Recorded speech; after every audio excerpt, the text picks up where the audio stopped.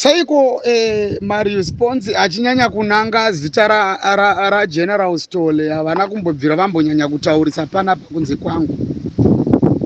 Inini ndofunga maaudios kubva pane maaudios andakasenza zvinoreva kuti General Stole respond yawakaita ka1 kuna uyo anonzanui kuna DJ Holly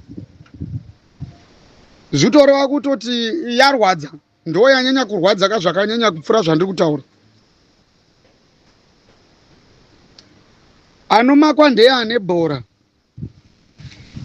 ndo zvinoreva kuti izvozvo manje General Stoleka munhu ane power, munhu ndicho chibaba, ndiye munhu arikutaura zvinhu zvechokwadi.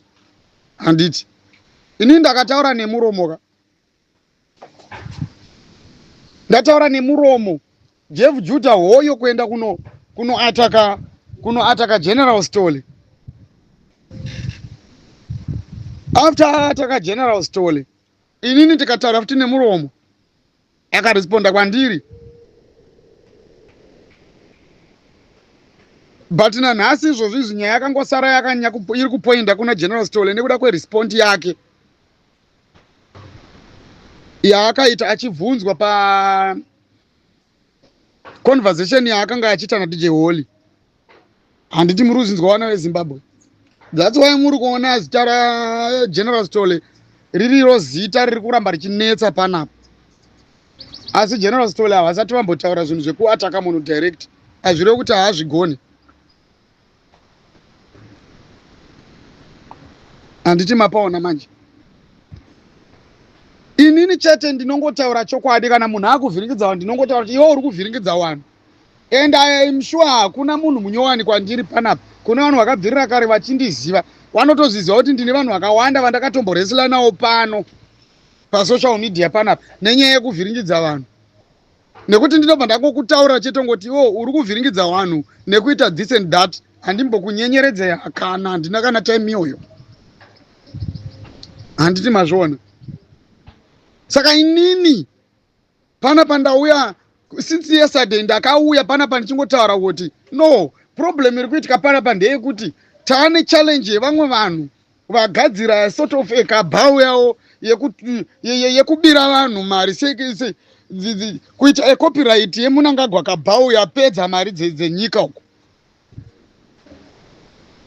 Mari dzinokolektwa vanhu vachivimbiswa kunzi toda kugadzirira kurwisa rejimu iripo nezvombo tichitrena masoja, dziri kuperera kupi mari idzodzo? Nekuti dziri kuperera muhomwe mevanhu dzichiwithdrowiwa zvisinganzwisisiki, pedzera vakutadza kunzwisisana ikoko.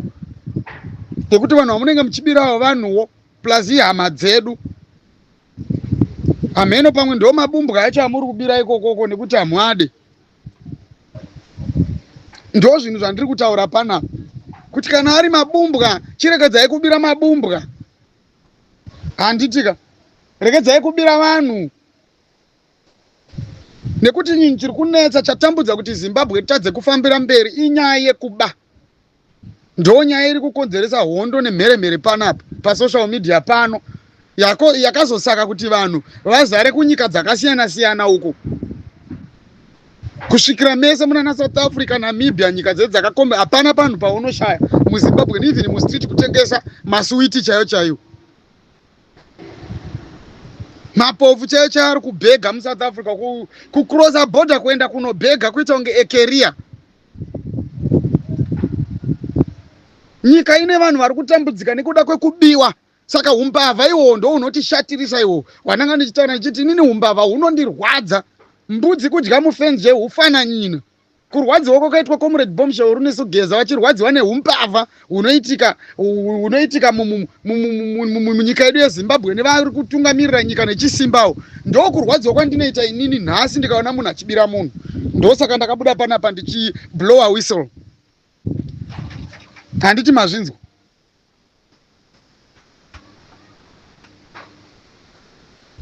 Saka musaude kuti mutirambidze panapa kuti titaure panapa kana kuda kuata kana General. He has a lot of things to do General Stole uyo, zvekuti chimbomirai kumupinza munyaya kuda kumutanyara kutaura zvinhu ari kuda kutaura.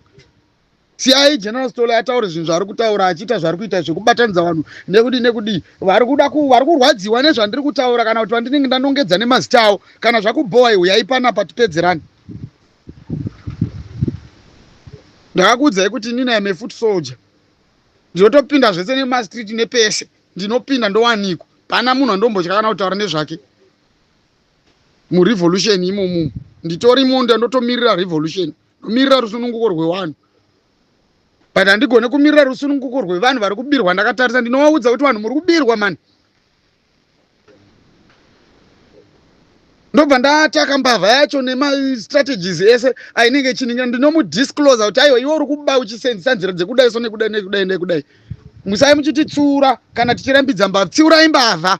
Simba renyu roda kutsura iroro, tsiurai mbavha idzo dzirege dzekubira vanhu. Mambodii kutaurira Jeff Judah wacho kuti aiwa ko Jeff Judah kana zviri kutaurwa izvi zviri zvo zvauri kuita siyana nehunhu hwauri kuita ihwo. Hamuna kumbobvira mambotaura makutotanga kutomhanya kuya panapa taura kuti siyai abire vanhu akapusa iwo chichi indawo musingarwadziwe nevanhu vari kubirwa asi muri kupiwa mari yacho.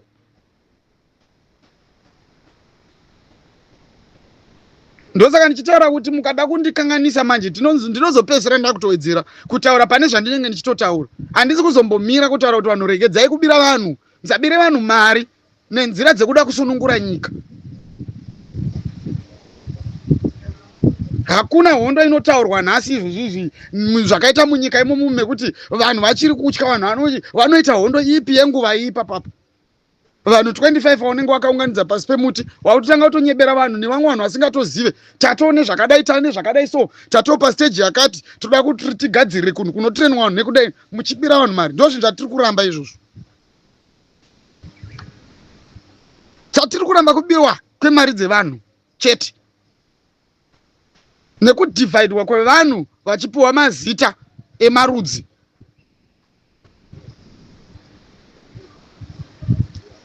Zimbabwe haidhifainwe nerudzi rwunonzi Shona chete kwete. Ini ndiri muShona inini. Hapana chinomboshamisira pakuva muShona. Zimbabwe haidhifainwe nerudzi rwekuti Shona.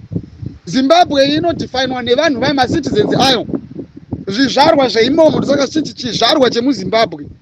Pakakatanga kunzi Zimbabwe ndo pakachinja zvese zvemashona mandevele nechichi takazvibvisa izvo taya Zimbabwe ta one people.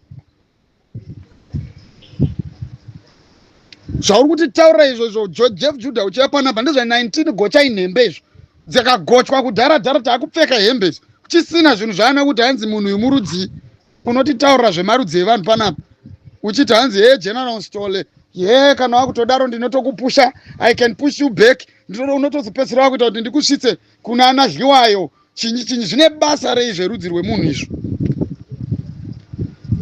Chero nyange ukati Dliwayo chero ukati chinyi hazvitatse munhu kuva muZimbabwe izvozvo. Even chero munhu akanzi Banda nhasi hazvimutatse kuva eZimbabwe. Unotuka nevanhu vakuru kutukana naGeneral Chiwenga uchivaita maMosken kuti Chiwenga chiMosken. Ndo zvakaita wedre chiMosken kuti Chiwenga. Wakati aChiwenga muMosken kafuti iwewe. Unofunga kuti ndinokanganwa nini?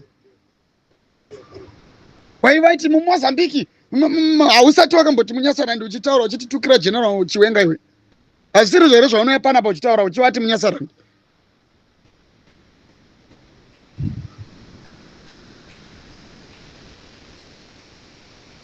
Uri kumboona pana Chiwenga pachiswa X kana Q kana L uchinyora pakati Chiwenga zvokuti uzomuti hanzi muMosken. Akakuudza kuti iwewe ndiwo muShona chete kana kuti nyika yeZimbabwe inoningirirwa nemashona chete ndiani?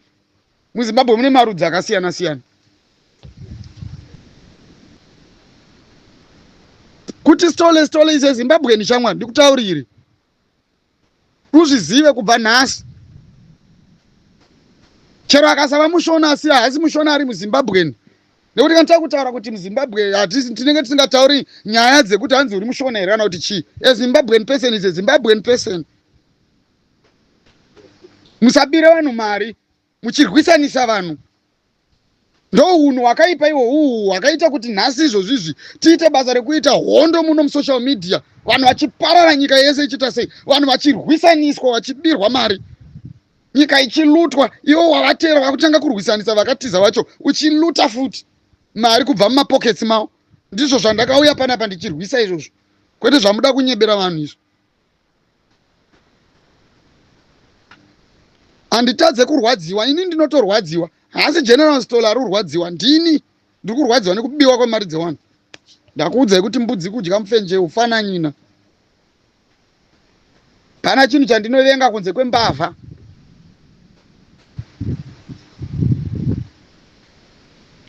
Huori neumbavha ndo zvinhu zvatambudza munyika. Handiudzwe zvekunzi hanzi siyanai nevanhu vari kubirwa nekupusa kwavo. Vanhu hatina kurambidzwa kuuya kurevolution, tinotera zvatinoda, tinotera chi, tinopfumura because hatidi kusiya vanhu vachinyudzwa. Kudya zvevapfupi nekureba. Tinyepera vanhu kuti kuchaita hondo. Munobonga kuti zviri nyore kutanga hondo imimi. Dai hondo yanga iriyo inogona kuita kuti munyika muite zvakanaka. Nyika dzese dzakapindwa nehondo izvizvi, tinana DRC hondo yakazopera. MaEthiopians arongogara achingofamba day and night vachingoramba vachingoenda kunotsvaga pekugara nenyaya yehondo dzavakatenga munyika dzavo. Dai hondo yaipedza matambudziko ehuori munyika. Nyika dzakatanga kurwisa huori nehondo dzingadai dzakasunungurwa kudhara naDRC yavo. Musade kuti vhara imimi kuda kupfurira vanhu. Pavakatanga kuita huori vakambouya nepfuti kana kuti vakatanga kutoita huori vakazotanga kuzoita pfuti vakumanikidza vanhu. Tangai magara pasi mutaurirane vanhu muchinyatsokuonesana chokwadi. Mutange maziva pane problem ine pari kusarira nyaya dzenyu, ndokuti muzive kuti munogadzirisa sei nyika. Kwete basa kuda kukurumidza kutotanga kutoti he hondo ipi yacho yamunoita nguva ipapo. Makamboona chii chinopedzwa neviolence kana kuti nepfuti chakazosara chiine musoro.